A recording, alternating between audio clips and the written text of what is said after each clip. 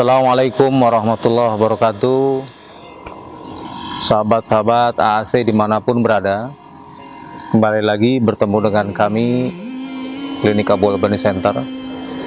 Kali ini kami akan sedikit membahas tentang 7 pertanda jika kamu mempunyai masalah dengan harga diri. Yang pertama, jika kamu merasa frustasi karena kamu tidak bisa seperti orang lain.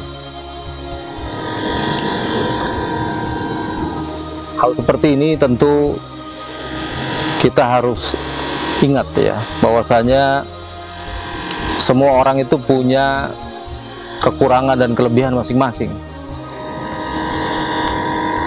Kebiasaan membandingkan diri kita dengan orang lain tentu ada baiknya. Tetapi jika ini menjadi pokok masalah, bahwasanya kita selalu membandingkan diri kita dengan orang lain dan pada akhirnya kita merasa kita bukan apa-apa dan kita tidak berarti apa-apa, tentu ini menjadi sebuah hal yang salah. Bila antum mempunyai masalah seperti ini tentu antum harus mendapatkan pencerahan ya. Mesti hadir untuk konsultasi ya. Bagaimana rasa tidak nyaman seperti itu harus bisa dibatasi ya. Terus juga apabila itu sudah sangat mengganggu, tentu kita akan melihat sisi-sisi lain. Apakah itu ada permasalahan seperti anxiety atau tidak ya. Yang kedua,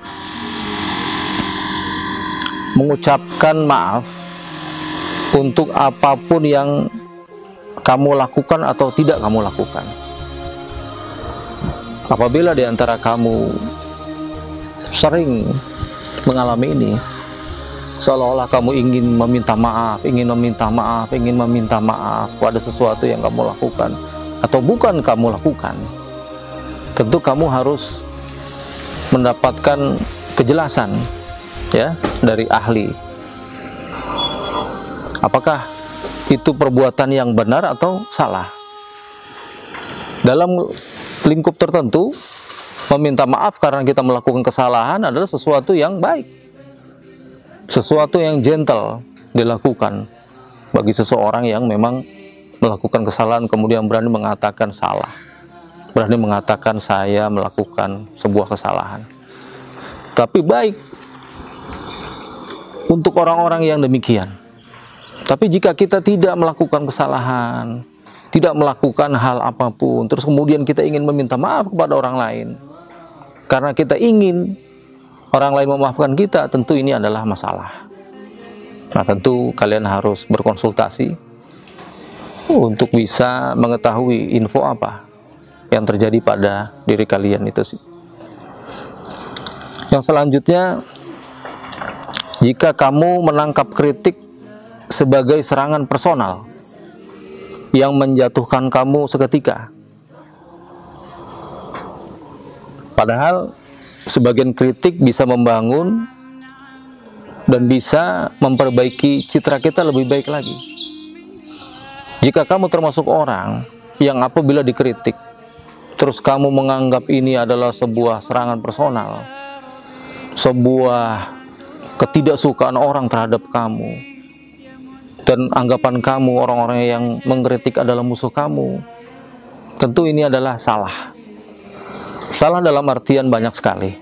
Yang pertama, dalam lingkup sosial, seseorang bisa saja salah karena kekurang fahaman tentang ilmu tertentu, ketidaktahuan terhadap ilmu tertentu.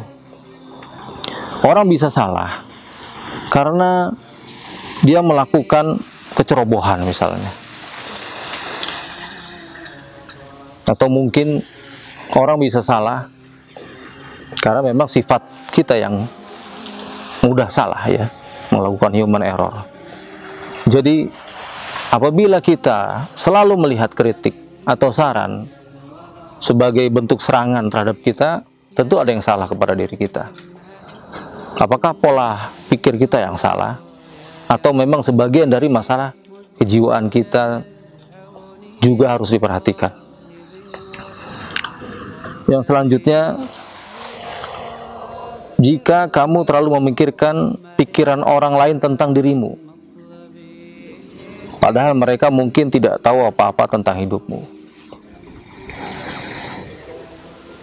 Misal ada orang mengatakan demikian tentang kita, padahal itu mungkin sesuatu yang tidak benar, ya. Itu adalah sesuatu yang tidak sah, tidak valid. Tentu kita melihat ini harusnya baik-baik saja, karena ya memang orang tidak mengetahui tentang kita. Tapi terus kemudian apabila dengan pikiran yang jauh gitu ya, pokoknya seolah-olah seorang itu mengetahui hidup kita dari A sampai Z. Semua orang seolah-olah memahami kesalahan-kesalahan kita dari A sampai Z. Tentu ini juga bagian dari masalah kejiwaan. Ya, karena seseorang tidak mungkin terpampang ya kebenaran ataupun kesalahannya sedemikian rupa sehingga orang bisa menilainya dengan begitu menyeluruh ya, dari A sampai Z tentang hidup kita. Jika kita mempunyai masalah demikian, tentu kita juga harus berhati-hati. Yang selanjutnya, demi menghindarkan konflik, kamu selalu berpura-pura semua baik-baik saja. Meski dengan begitu, kamu satu-satunya yang terluka. Sifat seperti ini ada baik dan tidak baiknya ya. Misalnya satu konflik ya di internal keluarga misalnya, karena kamu ingin menyelamatkan semua keluarga, maka masalah yang di keluarga itu kita anggap tidak ada apa-apa. Misalnya ada kasus pencurian atau sebagainya gitu ya, yang kita tahu di antara anggota keluarga kita memang ada yang melakukannya gitu. Tapi agar mungkin semuanya terkesan baik-baik aja, terus kita biarkan. Tapi apakah kita kemudian tidak melihat apabila pencurian itu kemudian terulang dan mungkin akan lebih besar lagi dari sebelumnya yang tercuri? Apakah kemudian tidak terjadi kegoncangan? Apakah tidak kemudian kebiasaan itu harus dihentikan dan lain sebagainya? Jika kamu satu-satunya korban dan kamu menganggap terus bahwasanya ini tidak perlu dijadikan konflik ya, kita hindari hal yang seperti itu dan akhirnya berpura-pura semua baik-baik saja, tentu itu akan menjadi satu bom waktu di mana kerugian-kerugian yang kamu alami akan kembali dan sampai pada akhirnya kamu tidak akan kuat untuk bisa menghalangi daripada kerugian itu sendiri. Maka jika ada masalah, maka hendaknya dikomunikasikan dan dicari jalan keluarnya.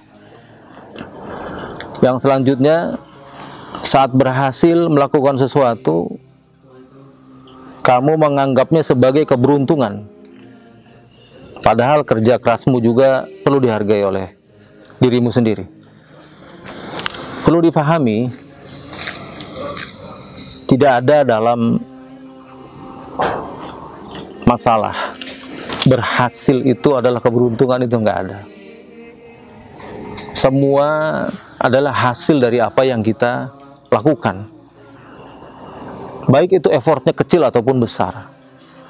Tidak mungkin kita menuai sesuatu yang kita tidak tanam, itu nggak mungkin. Jadi kalau kita nabung di bank 1 juta misalnya, itu nggak mungkin kita akan mendapatkan 10 juta, itu tidak mungkin. Dengan teori apapun juga tidak akan terjadi gitu. Faktor luck atau keberuntungan dalam bahasa umum kita sehari-hari, sebenarnya itu rezeki ya. Rezeki Allah bisa tentukan, tetapi tentu step-step yang kita lakukan tetap adalah sesuatu yang memang dasarnya kita harus lakukan sesuai dengan apa yang kita butuhkan. Jadi kalau kita merasa bahwasanya berhasil melakukan sesuatu karena itu adalah faktor kebutuhan, itu nggak ada, ya. Kita harus menghargai diri kita bahwasanya dari hasil kerja keras itu kemudian kita bisa mendapatkan sesuatu, dan itu sebagai modal kekuatan kita, ya. Bahwasanya kita memang harus berjuang untuk hal-hal yang kita harus dapatkan. Demikian tips dari kami. Semoga bermanfaat. Sampai bertemu di tips-tips berikutnya. Assalamualaikum.